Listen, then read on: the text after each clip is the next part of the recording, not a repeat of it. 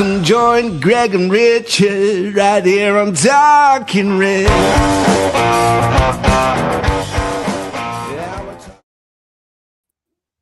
Hello and welcome to Talking Reds, a Nottingham Forest podcast. Third, play fourth this weekend in the battle for Champions League football. I'm your Talking Reds host, Greg Oram, along with my fellow Forest fanatic from across the Atlantic, Richard Spray. Welcome to the real world. It sucked. Smelly cat, what are they feeding you? Everybody! Smelly cat, it's not your fault. We were on a break! Little tiny Tarzan, swinging on a nose hair, swinging with the greatest of ease. How you doing? He's her lobster. I mean, isn't that just kick you in the crotch, spit on your neck, fantastic? I can't have a mimosa with breakfast. I'm on vacation. I know. I'm Chandler. I make jokes when I'm uncomfortable. Now Grandma's a person who everyone likes. She brought you a train and a bright shiny bike. But lately she hasn't been coming to dinner. And last time you saw her... Is that what a dinosaur would do? You threw my sandwich away. My sandwich? Pivot!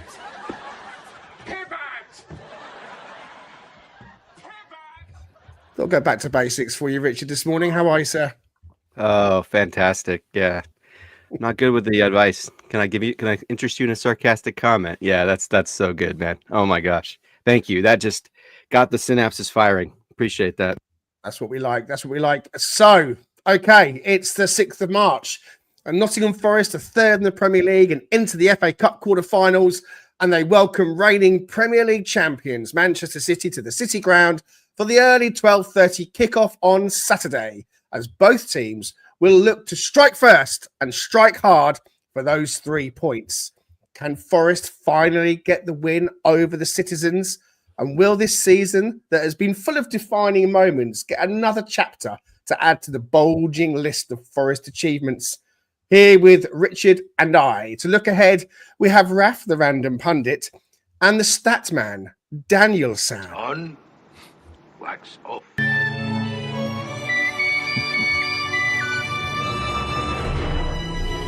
Daniel-san.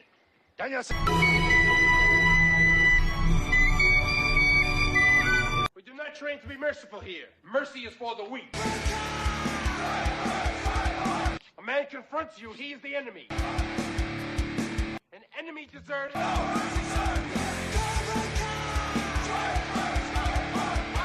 Dead meat.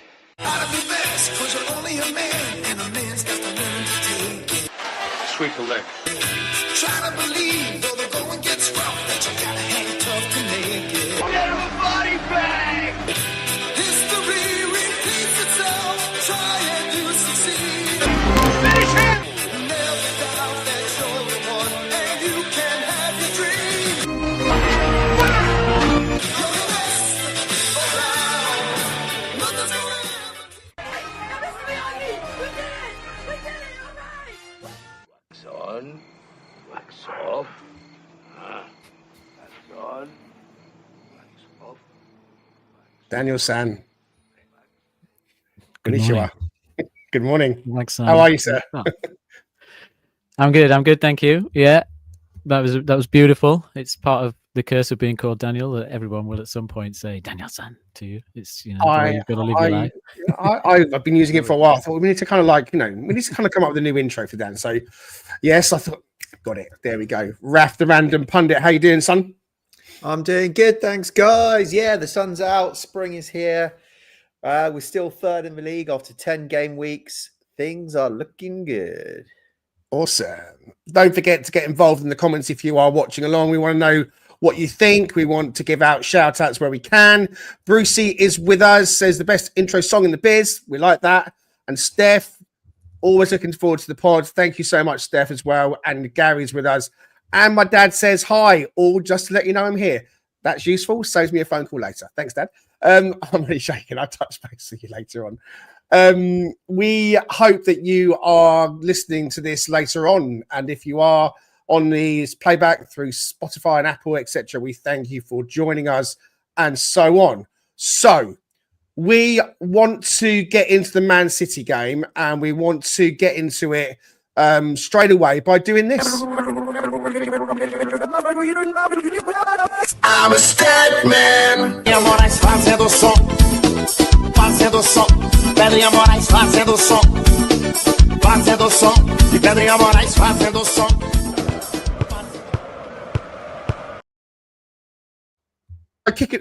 Kicking off this episode with stats. They normally come a bit later, but I thought we'd get the stats on the screen for Dan to start introducing them, and we can perhaps use the stats that we're seeing to kind of form our wider conversation. So over to you, Daniel San.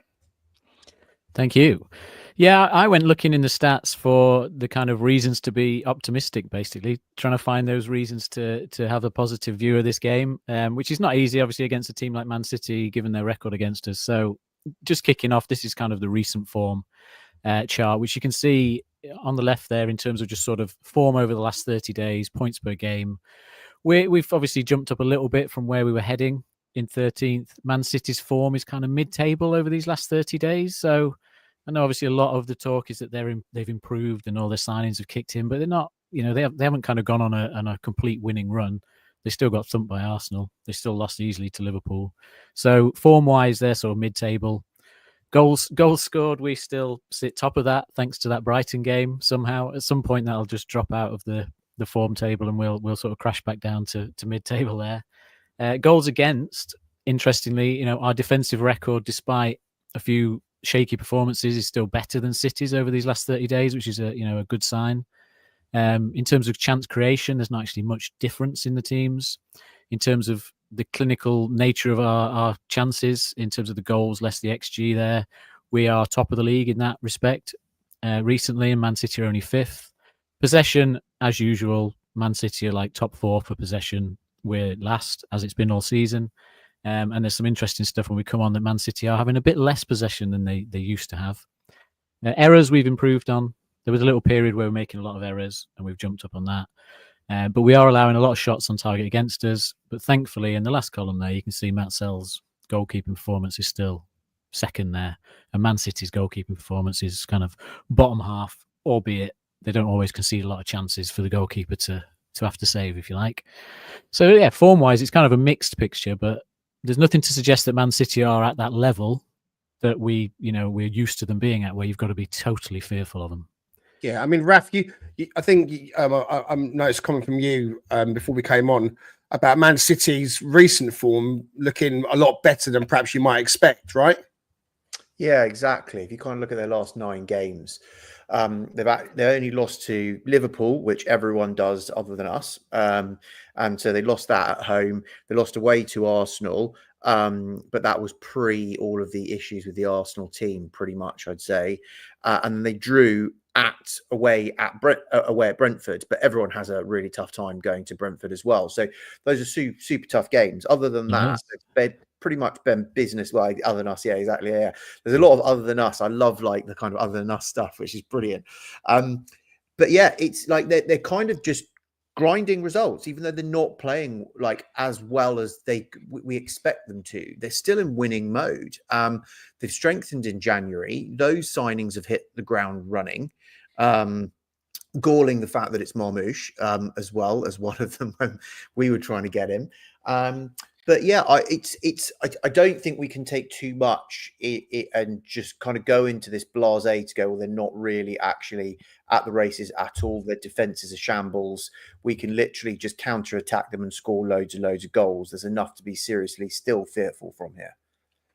Richard, I'm looking at this chart that Dan's given us, and one thing that seems a little bit higher than at the moment in the last 30 days than what it was in the first part of the season is the Forest errors.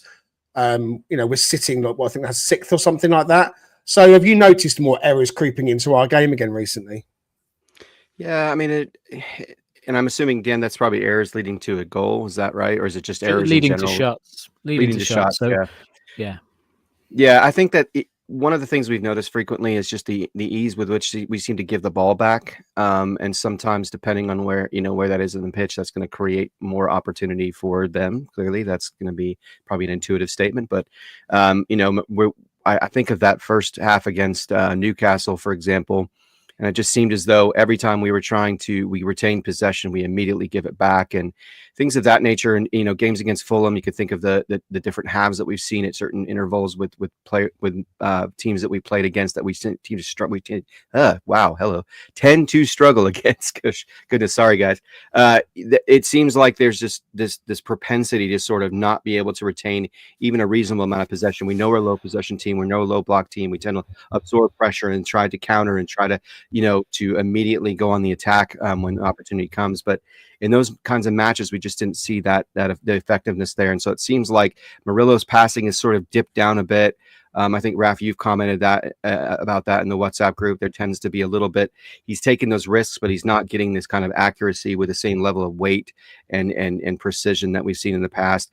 Anderson at times has had some struggles. Morgan's had some struggles. I mean, there's just been this unfortunate sort of trend where we've immediately return the ball to the opposing team, and then they are going a quality team like Newcastle, quality team like Bournemouth, quality team like Fulham, and clearly Man City is going to take advantage of that regularly. So I definitely agree with you. There needs to be a little bit more tidiness, a little bit more focus, a little less mental lapse, especially in the middle of that park where they can counter very quickly on us, and they have the quality to really hurt us.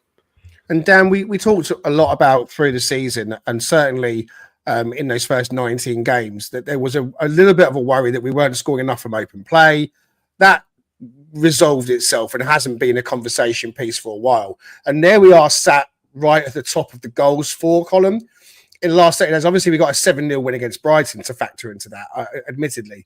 But I mean, even that demonstrates, doesn't it, that we're creating more, and that,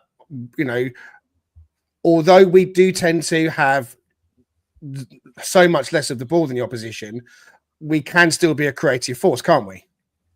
Yeah, I mean, I think part of the whole discussion around Forest is that we put the ball at risk a lot. That was the phrase that I think Paul Hart used to say a lot about his team. That sort of young team is that we put the ball at risk. We're prepared to play a forward pass when other teams aren't, and that means that we are going to end up with perhaps more errors. As we potentially have a bad game, it can look very bad because it means that the opposition are going to get the ball a lot. We're going to look like we can't string two passes together. But part of our game plan is to try and cut out the kind of middle of the field and just say, right, let's just get forward. As soon as we can, let's catch teams whilst they're not set, they're not ready. And as long as the likes of Elanga and Hudson-Odoi are on form and make those good decisions in and around the box, then, we'll create chances for Chris Wood, who, as we know, is the most clinical sort of guy in the league. So it's a great game plan. But yeah, when it doesn't work, it can look like you can't string two passes together as a team and that you're really off it. But when it does work, you can just sort of win a game without, like you say, having the possession or having the ball. Quick question, Dan. Sorry, so just on the errors, just to be really, really clear for those that are watching, and for those listening, it's got kind of Forest as 6th on errors and Man City as 18th on errors. If you're at 1, does that mean the fact that you've got no errors or you've got loads of errors? You're the fewest errors. So this is a league table. So you want to be top of the league for all these things. Okay, so actually Forest are way better off with our errors than Man City. And Man City we are, yeah. Man City, and this is errors at the moment. This is recent form. So Man City are still making those errors that lead to shots. We're 6th. Overall for the season, though, we're still the team with the fewest errors. So we have dropped off a bit. It's not that we haven't dropped off, but we've dropped off from a very good position. And Man City aren't necessarily moving up that table very quickly. Okay, I was about to say good afternoon to Dr. Anna. She's with us, and yes, she has been at the hairdressers, and the hair is done. Good to hear. Excellent, Anna. Holly from the Forest Women Fancast is in the chat. Hey, Holly. And if you haven't checked it out already, go and listen to their latest episode as Holly and the guys are sitting down with the Forest Women manager, Carly Davis. So check out their podcast. It's a really good listen. And Steve-O says, Dan is right. Plan isn't to dwell on the ball. Ball moves forward as quickly as possible. All right, Dan, next slide. Yeah, so again, just looking at sort of Man City's form and whether there's reasons for hope. I think one of the things on the left here, this is the kind of points per match that teams have managed when they go away to a top half team. So this is like the difficult away games. And Man City's points per match there is actually like the 6th worst in the league. They're only better than Spurs, Ipswich, Southampton, Brentford and Leicester in terms of going away to the top half teams and picking up points. So they've not even averaged a point per game, away from home. And that, we haven't been much better. We're only a couple of places above them, but considering who Man City are and the quality they've got, you would expect them to be in the mix at the top there with the likes of Fulham, Liverpool. I mean, even Man United, when they go away to top half teams, pick up, 1.3 points on average. So they're at least picking up a point per game.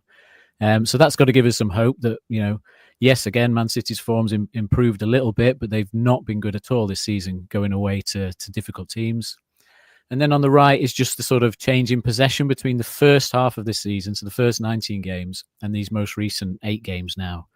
And as you can see, Man City have started to have less of the ball, which, like, they've got 4% less possession this half of the season so far. You can see Southampton there have got like 6% less, which you'd expect because they were so sort of ridiculously high on possession whilst they had Russell Martin in place. So it's interesting to see. Maybe there is a little bit of a change. I think there's a bit of change in City in that they are going a bit more direct. And 4% doesn't sound a lot, but in possession terms, it is for a top team because they're used to having 55-60% of possession, sort of a minimum every game. So it's interesting to see. Maybe there's a little bit of change where they're copying us a little bit and going more direct now that they've got pace of someone like Marmoush running in from a deeper position and things like that. So yeah, I just thought that was a little bit interesting on City. Okay. It is really interesting, actually, that left-hand graphic, because if we think about it, and we've tackled beforehand from another one of yours, Dan, when we look at our results against the bottom half and against the top half, and we're actually rubbish against the top half, and we're nearly perfect against the bottom half. And if we look at there against us playing against the top half, we're even above Man City in terms of performance playing away against the top half. So there's room here for optimism, definitely. Want to say thank you very much for the £2 donation again from Wayway NFFC. Thank you, Mark. He says, if we don't concede, I fancy us for a point or 3. Well, if we don't concede, we're definitely getting a point. That's a given. Unless someone else can tell me otherwise. I think I know what you meant. Sarcastic comment. Yeah. Richard, just looking at those charts, I mean, thinking about possession, we've spoken timelessly and endlessly, and everyone else has, about Forest are very happy to let the opposition have the ball, and it's become one of our trademarks this season. But as a fan, do you like that approach, and do you find it frustrating when you sit there and you're watching the match, and a lot of the play will take place in Forest's half, and you think, we're under pressure here. We want to see us attacking. It's about goals. Or are you satisfied with how things have been? Because we have been scoring goals in the counter. And so there's those explosions of pace, and those moments are such high energy and high value that, are you of the opinion I'd rather take that than just kind of have more of the play and not be as creative? Yeah, I would say I tend to take the approach that Nuno has taken, which is to be very clinical about the way that you approach the match and choose your opportunities wisely. And I think that's generally how it's worked out. And the players that we have on the pitch have been good about being able to work within that structure. There are moments, Newcastle first half, Bournemouth comes to mind. Certainly, the first time around when we played Man City, we played Arsenal, it just felt like, when we couldn't even raise our possession percentage at least at 1 or 2%, we weren't going to give ourselves the opportunity because they were just dominating and carving us up on all areas, in particular through the middle of the pitch. So there is that sort of fickle fan in me that enjoys the poetry of moving the ball around. But as Dan pointed out, there are some clubs that just tend to do that for the sake of doing it, and it's not really building any. I kind of liken it to what I do at work. So I oversee a group of people at work, and we kind of analyze how many times they touch an account to get a collected dollar. And And so we can have them touch the account 50 times, within a day, 60, 75 times. But if it's not a productive touch, meaning what they do on that individual action, it's going to be worthless. It's not going to create the outcome we want. So I kind of liken it to that. I think that's where we've been really good, is that the quality of what we do, as Dan points out, we take some risks sometimes. There's some opportunities probably, with some younger players to get improvement there. But and our accuracy percentage tends to be really good on the long ball and not so good on the short to medium, it seems, not what you see from other clubs. So we definitely have some room for improvement there to hopefully retain possession a little bit more and not put ourselves at risk against teams that can counter and can build very quickly. But yeah, as a general whole, I've been very pleased and very grateful for what we've done, because I think it's the right thing to do with the personnel we have. And for the most part, we stay within that structure. We've seen when we deviate from that, we lose, and we can lose substantially. But when we stick with it and we manage it well, and we are compact, and we do control the areas of the pitch that we need to keep them at bay, it's become very successful. I mean, that's that first half of the season. That's what it was. That was the calling card. And as Raf and all of you have said, getting back to basics is generally where we've been focusing on the last few matches, and it seems like it's getting there. Not to the same level yet, but we're getting there. Yeah. Okay. Let's slide forwards into the next slide. Daniel-san?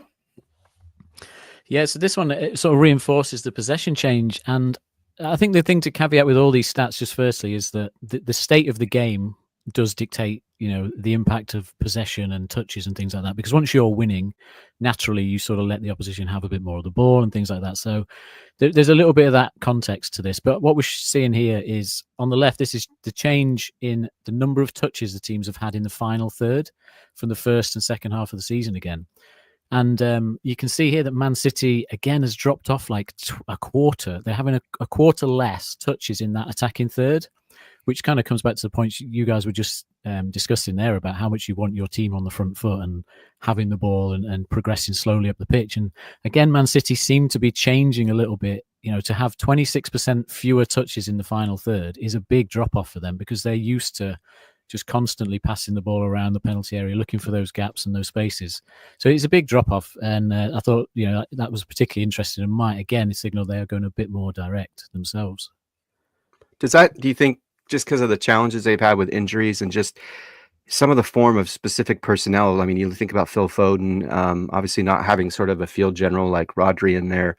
It just seems like it creates a lot of there's been a residual sort of metric effect on the metrics overall throughout the season from some of those key players just not being present. I mean, that's probably an obvious statement, but maybe it just focuses in on how important those guys are to what they do, and when they're not there, and not seeing a De Bruyne play to the level he's capable, not seeing Haaland be as elite in terms of his finishing this season. I don't know, because this is comparing the first half and second half of the season, if you know what I mean. Those players have been missing in that first half as well.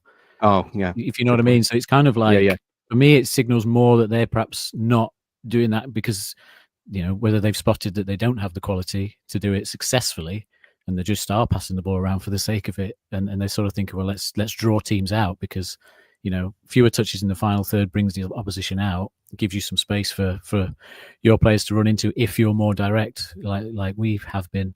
And then just the chart on the right, just quickly, is just I think the biggest difference in Man City's form. So this is goals less expected goals. So this again is like how clinical you are. How many chances are you converting that you shouldn't convert, or that you should convert, and you are actually converting them in that chance. So Man City are now second behind Bournemouth in being the kind of second most clinical team in the league this half of the season, which is a big change from where they were the first half of the season. So potentially all the discussion around their form and everything is just down to players taking the chances that they were missing earlier in the season. Could be the quality of players and things like that. But you can see on that chart, they're almost scoring a goal more from the chances they create than they were before. So it's a big impact for them, and that is going to obviously lead to results. And you look at the teams down the bottom, Leicester and Wolves are obviously struggling to convert those chances, and that's why they are where they are. So yeah, again, it was just something to kind of look at. Have they improved massively overall? Or is it just down to taking chances, basically, which sometimes is all football is? And Raf, when you look at that chart, Raf, I was about to say to you, Raf, when you look on the chart on the third, Forest are third. So in this sort of second half of the season, City are higher up the chart when it comes to XG. Forest are there as well. So does this lend itself possibly, Raf, to being a free scoring game on Saturday, do you think? If we've gone back to basics, no. And actually, a free scoring game, I don't think suits us, really. You have a look at, the Newcastle game, of which ended up being bonkers. But for us to succeed, we need a tight defence. That is what we're built upon. Now, as we transition, it's not for this season to change. There will be a natural transition, I think, for us to have slightly more control of games. I don't think we're going to throw out the whole concept of what we did, because actually, if we think back to the late 70s team, stylistically, they weren't too departed from what we're doing right now, actually, with lightning breaks and everything else as well. So, and a counter-attacking style team. But what is interesting is the fact that if you think about how lethal Wood was in the first half of the season, I think it's the rest of our players that are now starting to chip in and actually taking chances, and we're not solely relying on Wood to score. I think his stats are probably around about where they are, and consistently it's everyone else's that has lifted, which is why ours has gone up. But that is what we've been crying out for. It is your Alangas, your Hudson-Odois, your Morgan Gibbs-White suddenly went through that phase of 4 games where he was scoring and assisting left, right and centre. Yatesy seems to be coming on strong, and I really will come on to who we think should start. For me, he's got to be starting now, because he's turning into that key person on set pieces and box crashing a bit more. His confidence to start shooting has come back, which was not at the beginning of the season, which was we've seen when he's been brilliant for us. He's the one that's in and around the box and getting shots off, because he's got a very good shot on him as well as a head. So I think it's positive, and to actually see that, I think that's really positive in if we're asking ourselves going into the run of the last 10 games, if for any reason Wood slightly comes off the boil, and I mean, I'm not saying like disastrous, but even if he comes slightly off the boil, I think this stat points to the fact there's other players on the pitch that we can now lean on that have started to find their shooting boots. Yeah, I think I agree with you there. Dan, back to you for this final slide. So this was just looking then at the change in overall form on the left. So this is sort of points per match in the first half of the season to second half of the season. And you can see that we have dropped off by about 30% so far in terms of points per game. And you can see that Man City there have picked up by about 25%, 23%. The informed teams are Palace and Everton at the minute, who are almost twice as good at picking up points so far in the second half of the season than they were in the first half. So Man City, again, it's just showing that they've picked up, but it's not like they've suddenly turned into a side that's just winning every week. They're still, they've picked up a little bit from being subpar from where they were, and we've dropped off a bit. But again, it's that difficult run of fixtures that I think hopefully another few games we'll see that chart reverse on the left. And then on the right is the big talking point really in set piece defending, which I think is a big worry for us. So this is kind of the change between how many shots and goals teams manage to get from set pieces against us or against any team. So you can see that we are allowing 7% more shots or goals from set pieces than we were in the first half of the season, which doesn't sound like a big drop off, but when you compare it to what the other teams are doing there, most of those teams are a couple of percent here or there either way, which you'd expect. But we've dropped off by 7%. Fulham have improved by 6%, which is the sort of the opposite end of the chart there. So yeah, look, that has become a concern. It is becoming a concern. We, even if it's not goals, we are allowing more chances as well. Dan, is that just Premier League, or does that include the cup match from the other night as well? It doesn't include the cup. No, it's just the league. So we even conceded in the cup, didn't we? As well. Yeah. We've got Scott in the back post. So thank you for that. So I mean, on the set piece defending, I mean, we were so pleased, weren't we, Richard, with how the turnaround had been so dramatic from being the worst defenders last year to being the best in the first half of the season. And obviously maintaining that top position is going to be tough. You're going to possibly see a bit of a drop-off. And we talked about how Niko Milenkovic and his organisation has been really key in making us a really solid force when it comes to set-piece defending. So what's happened then? What has changed? Because the other night, Milenkovic wasn't playing against Ipswich in the Cup. There were problems at the back post. they seem to have worked out that getting a block off, and Yates was blocked off, allowed Hurst to get the header in. Okay, when it undersells his legs, and on another day maybe it hits his boot and flies out. But we got caught out there. We got caught out against Fulham away when Fulham have employed a tactic. They did the same against, I think it was Man United the day or whoever it was, and the flick on at the front post and Bassey knocking it in at the back. So teams have got their own desires at set pieces and their own routines, and obviously it's a game of chess sometimes. Forest look to always go for zonal marking, and it feels like the back post area has become a bit of a weakness. Should we be too concerned, or do you feel Milenkovic coming back into the starting 11, we presume at the weekend, that that the coaching team will have looked at that and they're now hopefully going to fix that? I would certainly hope so, because I think they must have done that. I mean, bringing him in and understanding his strengths, which he has a multitude of strengths. That was one of the values of having a player like that enter your squad. And so what I've noticed, and you put it up right here, is it seems like where we get caught out, and other than Southampton, where it felt like a couple of our players got pinned in by a couple of their players, and I don't know if that qualifies as interference, but it certainly looked like interference. And then they were able to score on, I think, their second goal on that, which really put some stress on us and really started that sort of run of not seeing the defending be at an elite level. In this case, I think there was another one where was against Bassey, against Fulham, where the ball got passed over and it felt like nobody was really paying attention to him on the back post, similar to what we saw with Moreno, where he didn't get the goal, but he was basically at a free header, similar against what happened the other night against Ipswich. And so it just seems like that back post is sort of becoming a space that in your head, intuitively, you would think, well, that's happened multiple times. How come we're not correcting it? And I think with the zonal marking, correct me if I'm wrong, it's been many years since I played football in a competitive level, but it felt like when you put that zonal marking in place, you're really relying on your players to react and have to make up ground potentially very quickly. And it just seems like, is there a need to reevaluate how we structure that? Because I know Dan's talked about how well we manage the center.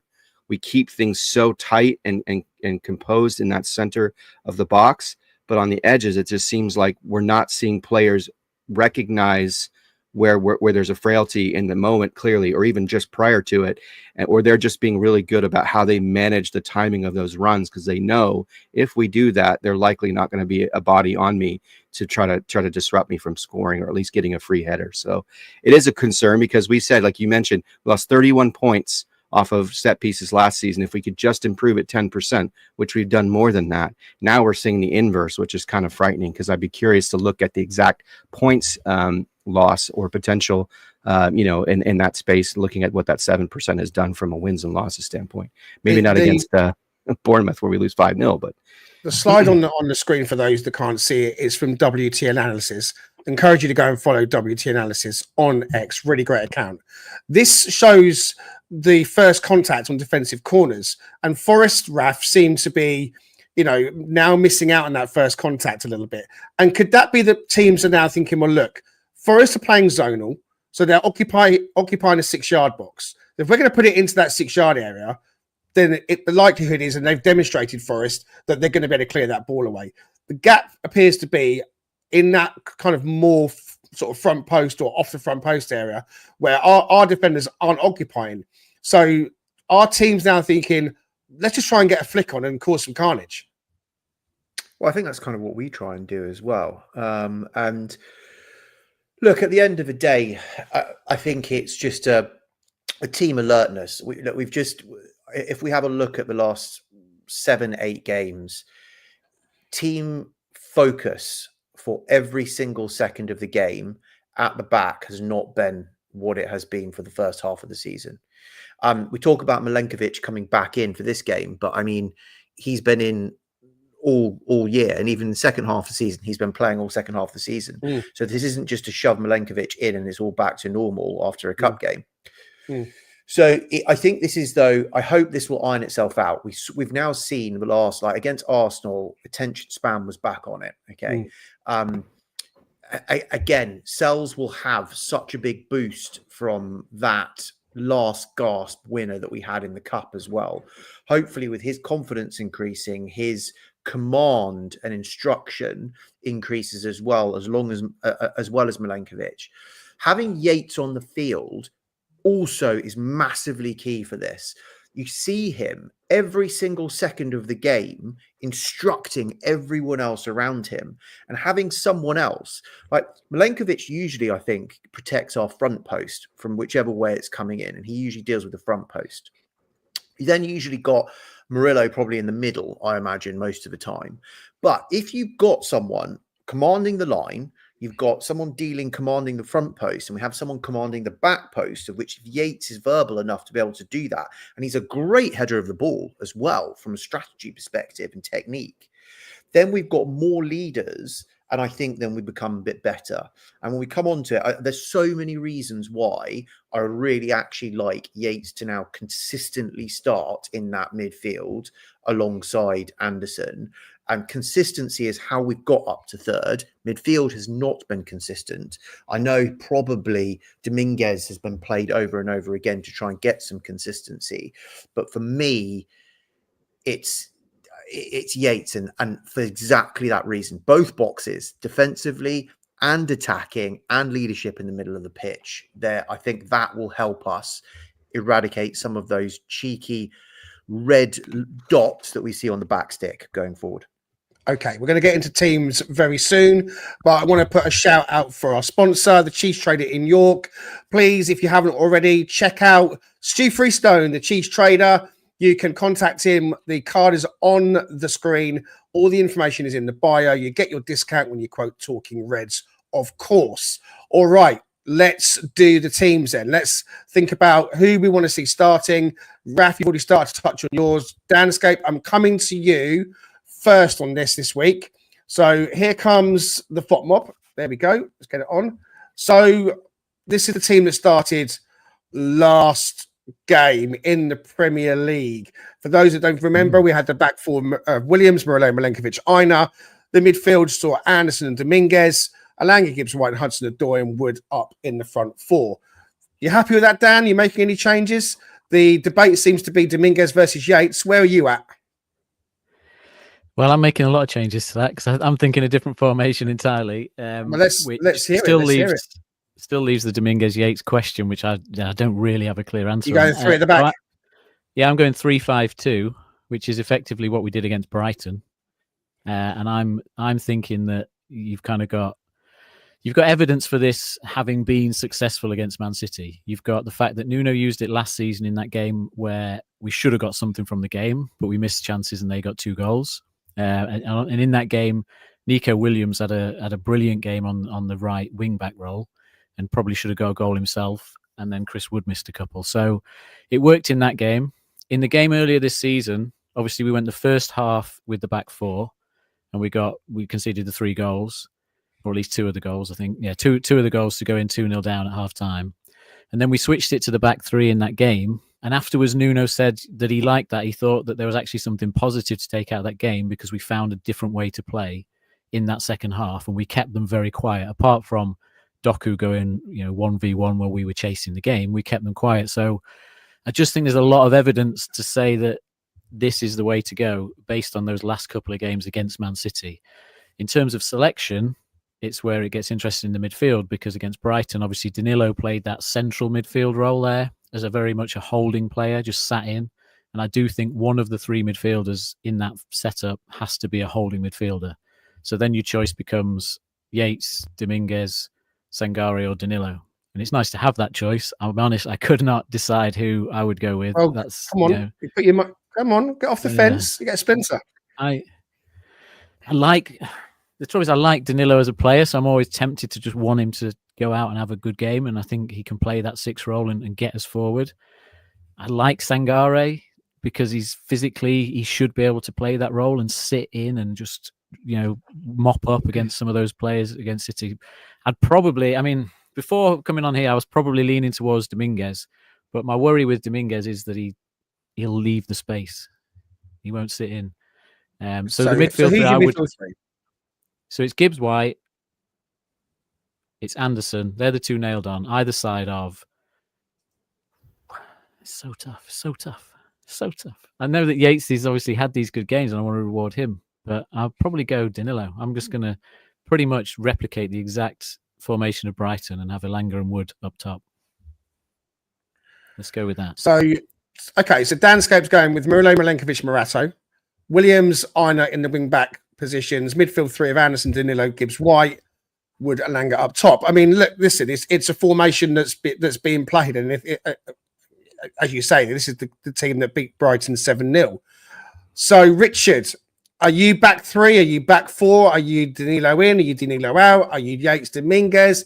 Hudson-Odoi misses out in this game, which I think has been one of possibly our best player last few games. I personally can't leave Callum Hudson-Odoi out at the moment. So played 120 minutes though in the week. That was my other thinking I meant to mention, is just it allows you to swap him and Elanga in for fitness. That's all. And Dominguez didn't play at all, which makes me think he's going to start. But that again could be completely false. So there's lots of kind of stuff to unpack there, Richard. My tendency was to try to play with a formation that I feel like we've seen the most success with. I hear where Dan's coming from as it relates to Brighton, kind of looking at that approach as a model for coupled with trying to rest some players and be careful about the fitness of those individuals like Callum, because he will become so pivotal moving forward, and having that kind of firepower off the bench, especially if it's a tight game, might be a good option. I don't know, man. It just feels like that middle of the pitch right now, with the way that it's set up, it feels very attacking oriented. I'm concerned about having someone, as Dan pointed out, that with someone like Sangare, when he's able to play deeper and he's able to take better angles and look at things and have better awareness, he can probably react to things. But the kinds of speed and athleticism that Man City possess, especially with players, in the middle of the pitch, I'm just worried he's going to get turned around frequently. I'm tending to go more to the 4-2-3-1 formation, and wanting to see the sort of typical front line that we've got and the typical back line. So your back line on the left would be Williams, Murillo, Milenkovic, and then Aina. And then you've got in the middle playing that 8 and sort of pseudo 6 role, Yates. And then instead of Danilo, you have Anderson. And then you have Morgan in his usual role in the 10. And then you put Elanga on the right, Callum on the left on the wingers.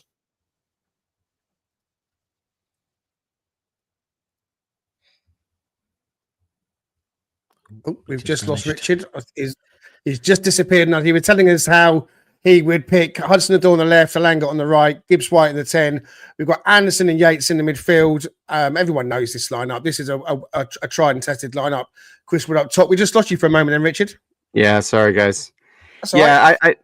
I just, the way that Callum is playing, and I get where Dan's coming from a intense amount of minutes that were played, and those were intense minutes, right? I would imagine, though, he's probably gotten enough rest during the course of the week, I would hope, to try to manage that. I mean, it's not a whole lot of time between when we played and when we're going to play on Saturday, especially it being such an early game. But I just don't know how you can take them off the pitch, like you were saying, Greg. It's very difficult to imagine that. And then Elanga on the right, correct me if I'm wrong, Raf, you may get into this on your opposition preview, but Ake is out, if I'm not mistaken. And I would imagine that means that O'Reilly would come in his set.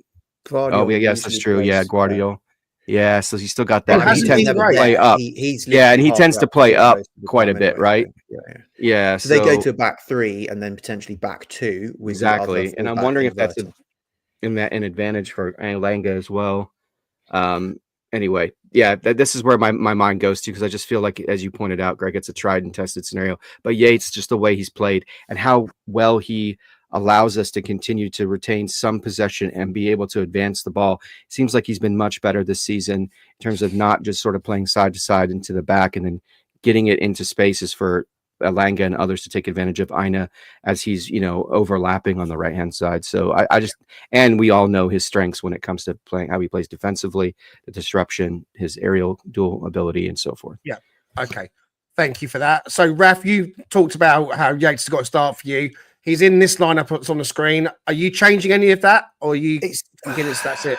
this is the least decisive I've ever been about a formation, and I've got conflicting views in my brain, and no solution is coming out really, to be honest. But if I talk you through what the conflicts are of why I'm confused. So just having a look at it, and yes, consistency in knowing what people's roles are, you're more likely to get a good outcome by playing this formation of 4-2-3-1. Playing 4-3-2-1 with Alanga and Callum Hudson-Odoi against the top half has resulted in no wins for us doing it that way. And by the way, Steve-O, that's exact. I was glad you put that up, because Steve-O's hammered this point a lot on other pods and on Twitter as well. So I'm not the creator of that piece of information. Steve-O definitely is.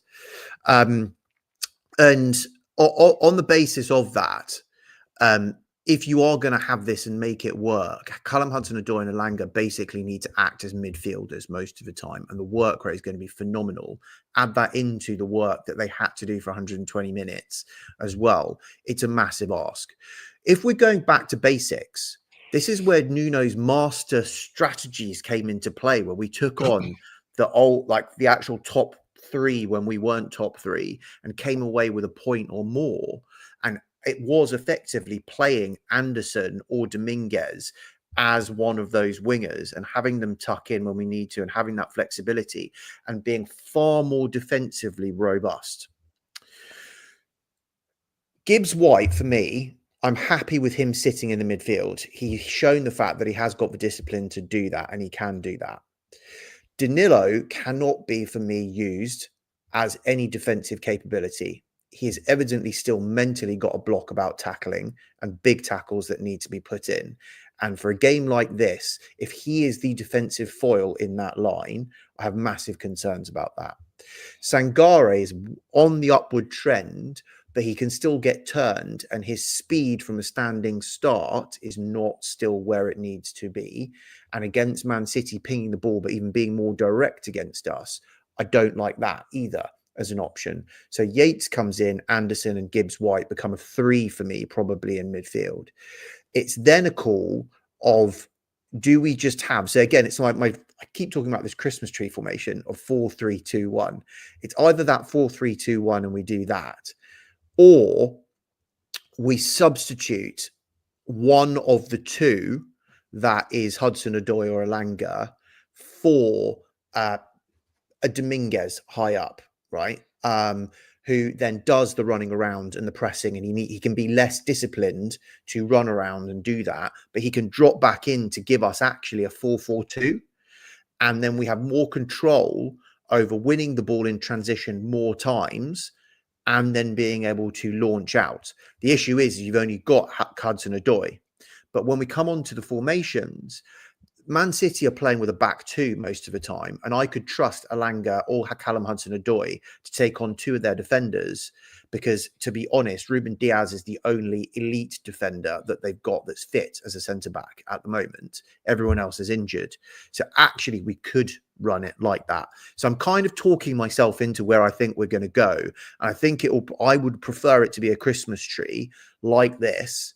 I'd actually have Gibbs-White in the middle of the park, just to be able to dictate play a little bit more, and start with probably Callum Hudson-Odoi, get what we can out of him for as long as he can go, and then Alanga come on with his pace and affect the game later in there, and probably a Dominguez to be able to block and do it that way. And I know we're at home and we should be more ambitious, but actually if we look at how we have outthought, Nuno has outthought other managers, is not doing the normal and retrofitting for what we need to do. I think we need to clog up the midfield, take our chances, transition quickly, and release the top two. And if we can do that quickly, Gibbs-White can run with the ball as well. Anderson, I'd have in the midfield, I'd have him in the midfield in the engine. He's more disciplined to be able to tackle and keep that line in front. Those three players can be trusted now. Gibbs-White has shown he can actually be trusted now to have that defensive line. And that's the two banks that we've been successful for. Get the ball in transition and go. So for me, it might be something like that, but okay. I don't know. Okay. I'll quickly just put in for myself that I think might be. I think it's going to be a 4. I'm not against it being a 3. I'll trust whatever Nuno goes with. I'll be fully on board when the team come out. Oh yeah, that's the right team. But I think he'll go with a 4 because I kind of hope that back to basics means that we dictate the game to a certain degree in that they can have the position they want. We can counter them. We can get our goal. We can bring Morata on. We can get back into the back 3 later on. So kind of go back to our methodical approach that we like. Anderson starts, Gibbs White starts, Yates starts for me. And wherever they play on the pitch, I'm not quite sure. Could be in that 3-man midfield. Dominguez, I think you could be right, also plays as well. Hudson-Odoi has to start for me. I don't mind Alanga coming off the bench because I think we need to have a bench option. What we've found lately is that our bench options haven't been up to the standard as our first 11. So maybe hanging back with Alanga, keeping him back to maybe come off with his onto the pitch with his pace might be the way forward. We'll see. We'll find out what happens on Saturday. We're running out of time, but we want to have a look at this scouting report as well that Raf's put together.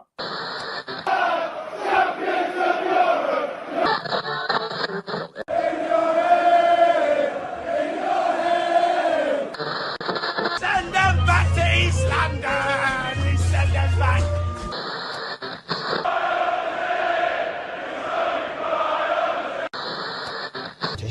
I hope anybody's not stupid enough to write us off.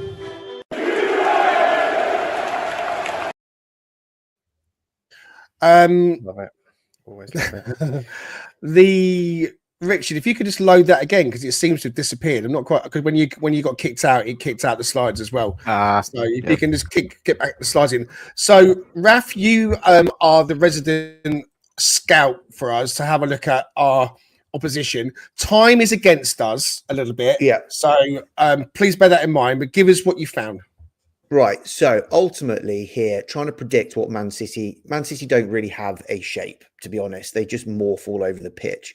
So it's really about who's going to play. But what I will say is the fact that they probably will go with something like a 4-2-3-1. You're going to have, if we think about it, probably logically, they're going to love Haaland up top, who's now fit. Savinho has been probably their best player this season, I would say, off on the right.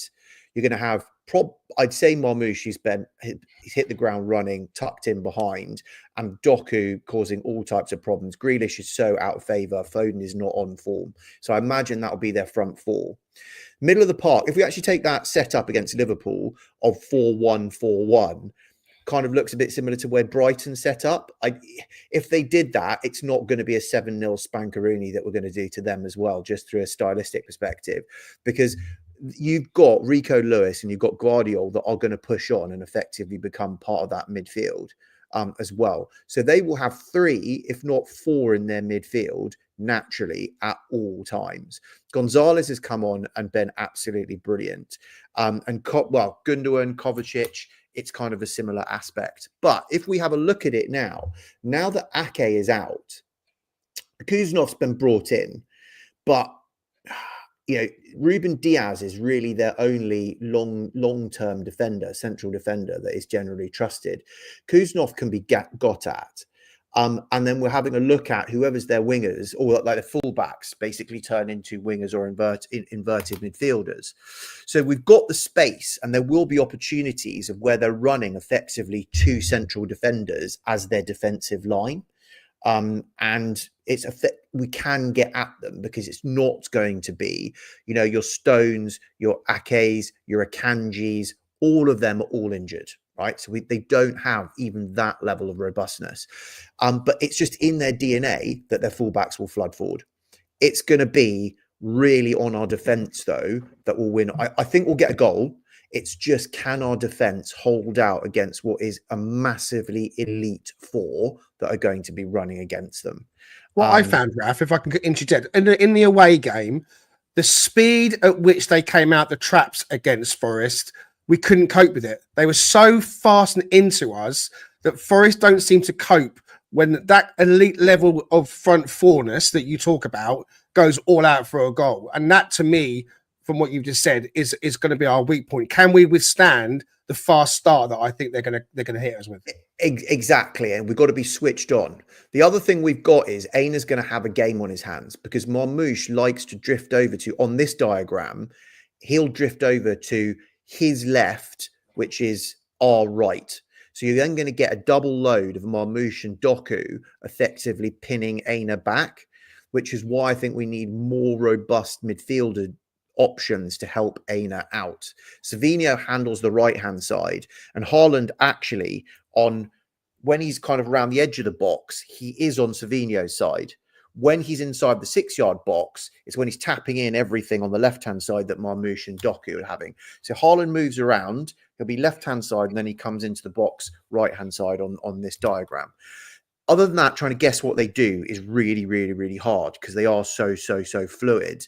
But we would probably suffer an overload more on Aina's side, I would suspect. And therefore, we've really, really, really got to be alert. And he's got to have an elite game. Fantastic. Okay. Thank you very much. We know Man City are an elite side, whether they've been off the ball at times this season or not. You know, we noticed and we saw that they were in their ruts, if you like, when we went to the City at Etihad Stadium. And so we couldn't get a win then. We lost 3-0 and the scoreline looks like it was a pretty heavy defeat. And there were times in that game that we didn't cope well. Yates played in that game and wasn't the best. He wasn't the away kind of Yates disruptor we really hoped for.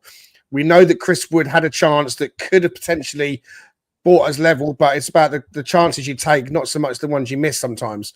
So the thing that's on my mind, Dan, is that we did have that Monday night game against Ipswich and we did have to bring on our heavy hitters and they did all play quite a few minutes. And also Man City have had 2 days extra to recover. I mean, this is elite level Premier League professional sportsmen we're talking about. Should they have had enough time to recover or is that going to be a factor?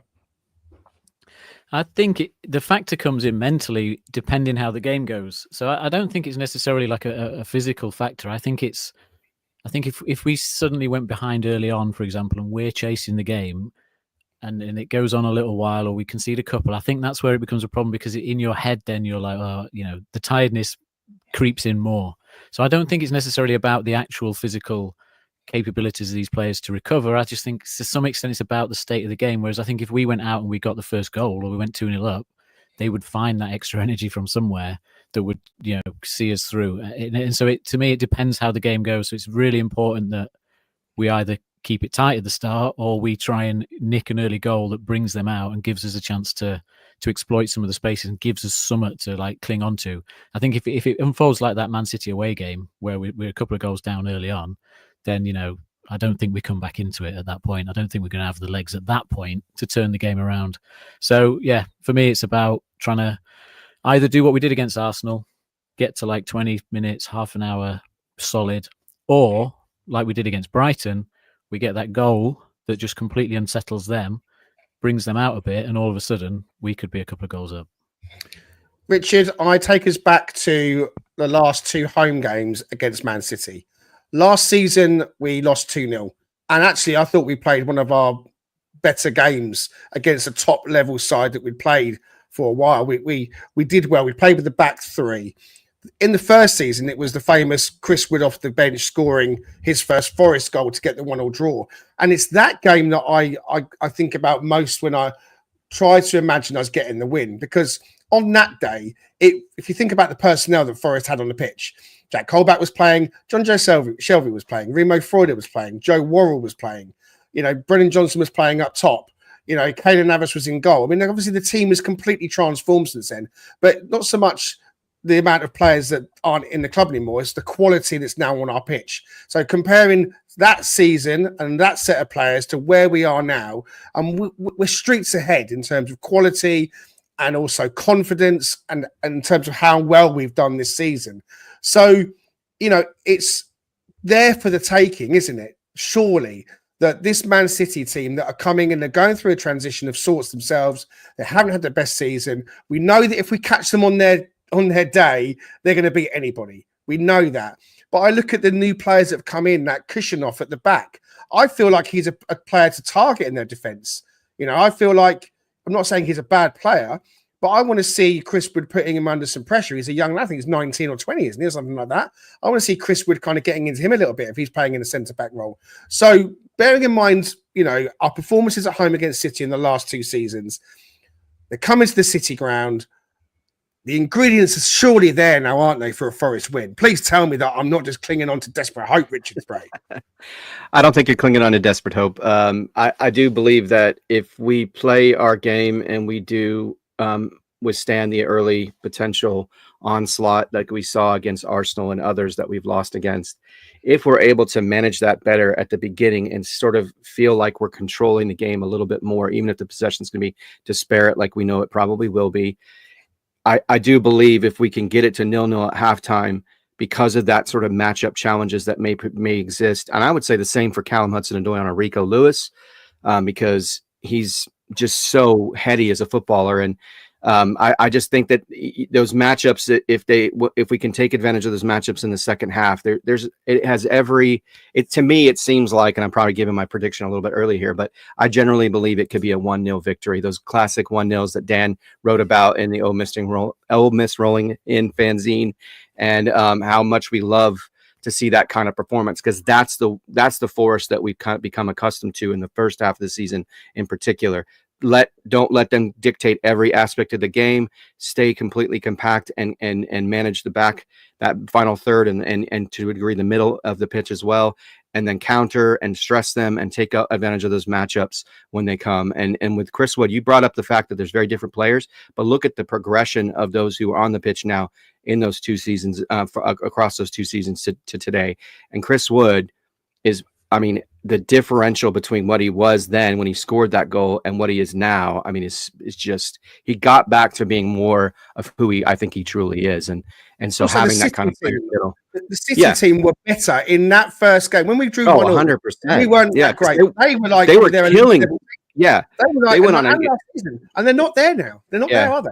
So no, they didn't. They had the second half run where no one could beat them, and we're the only one I think who played them somewhat stoutly and somewhat competitively in that season. So, and like as you said, that's with much lesser quality of players and not the same togetherness and connectedness that we see with the players today and the kind of soul that we have today. Fantastic. If you are enjoying this, I hope you are, please hit like and subscribe. It really helps us with our numbers. So go and smash the like and subscribe. If you're listening on Apple or Spotify, please leave us a 5-star review or say something nice about us or something like that. It'd be really great. We're out of time. I want to get your score predictions. If you're in the comments, give us your score predictions, chat. Let us know what you think. Raf, I'm coming to you first today for your score prediction, please. 2-1 City. So Raf's going to go 2-1 City. Okay, no problem at all. Dan? 3-1 Forest. And I nearly went 4-1. I still feel both teams are in a bit of a chaos moment. I still think there's chaos in this game, and I'm just hoping we come out the wrong side of it. It could be 4-1 the other way, but I'm saying 3-1 Forest. We've never gone. One of the stats I looked at. We've never gone more than 3 games without picking up at least a point against Man City in all of our league history, and we currently have played the 3 games. So I'm just hoping that continues. We're going to get at least a point from this game. But yeah, 3-1 Forest. My dad says I like that, Dan. So yeah, I would love that. That's my dad's Super 6 score, possibly. Richard, we've got a 2-1 for City. We've got a 3-1 for Forest. What are you saying? Yeah, I'm saying 1-0 because I think this is a performance that hopefully we see a lot more resolute sort of approach to what we do and keep them controlled and force them to just maintain possession in and around the halfway point or to their own side of the pitch and not give them a lot of opportunities. And they're gonna have them, but the way Sells is playing, the way that I think our defense is starting to ratchet up again, that ability to remain restrict space for the other teams and so forth, and stay stout in that set piece area. Hopefully worked on that this week and can show more there. But yeah, I tend to see it's a 1-0 victory, and I'm going to say it's a Milenkovic header off of a corner. I like Servinator. That. We love that. I think that we are going to win this game because shocker. Because well, listen, I'm more than happy to call out defeats where I think that a defeat is coming. Right, I absolutely am. I know Raph thinks I'm the eternal optimist, and I'll never call it. Greg, like you two are a pair of Gregs who are like. I know, but it's true though, because look, I'm taking into consideration throwing everything into the mix from this season. I'm looking at where we're at, and I'm a big believer in the magic and the factor of everything we've spoken about, with Milenkovic changing the shape and the way the team play, with Wood having a season of his life, with Hudson-Odoi coming into his own, with Gibbs-White picking up the stats that we asked for in terms of assists and goals, etc., etc., etc. And I'm looking at City and I'm thinking, I look at their players and I don't fear the whole 11. I've got players that I look at and I fear, but not all of them. I used to fear every single player from Man City. I don't fear them now. And I just think that we are back to basics. We showed against Arsenal that we can, we've had a blip. Any team that goes through a season is going to have a few games where it doesn't go according to plan. Fulham away, for example, Bournemouth away, for example, Newcastle away, and so on. Back to basics against Arsenal, 0-0, clean sheet. I know that they didn't have a striker per se, but City are going to try and attack Forest, and that's what we want. We want a team to come onto us. We're going to bypass their midfield by nicking the ball off them. Anderson's going to be instrumental. Gibbs-White is going to be playing in Callum Hudson-Odoi and Anthony Elanga, and we're going to win 2-0. And Chris Wood is going to score a brace. You've heard it here first. That's what's going to happen. I'm absolutely adamant that this is the time that we answer back to all of the critics when they say that Forest are dropping off and they're not going to get into the top four. So that's what's going to happen, I hope. Right, we're out of time. Thank you very much to everyone for joining us.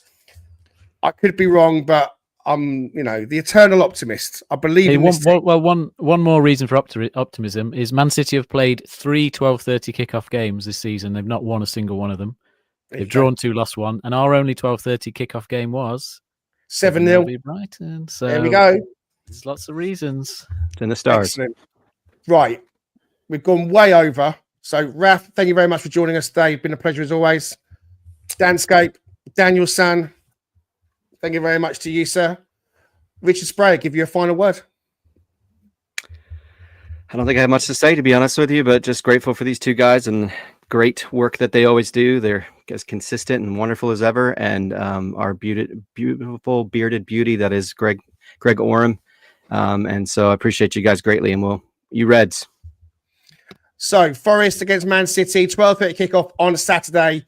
If you are lucky enough to get into the ground with a ticket, then make a load of noise. If you're like Dr. Anna and you're going to watch the netball instead this Saturday, I appreciate your efforts, Anna, but come on. To turn down the chance to see Forest against Man City for the netball, I bow down to your love of Forest as a whole for the new Forest netball team. Well done. But if you're in the pubs, wherever you are, cheer loudly for the team. We can do this. 2-0 to the Reds. Let's go.